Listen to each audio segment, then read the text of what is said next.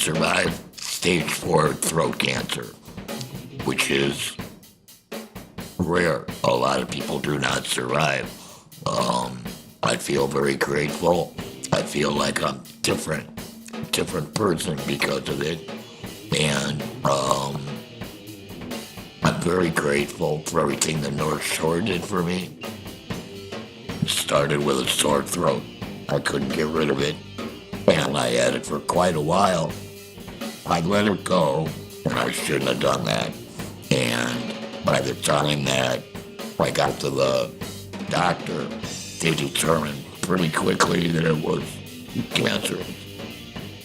I thought my life was over. I thought I would probably die from it. And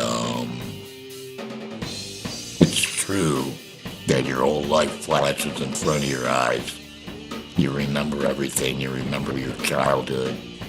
It changes the way you think when you think that you're not going to live long.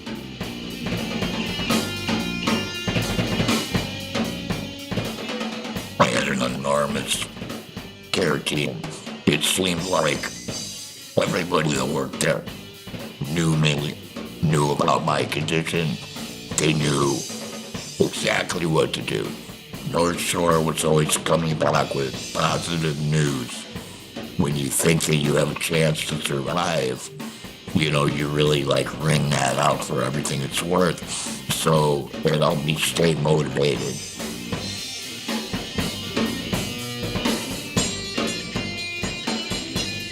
I went without a voice for 8 months.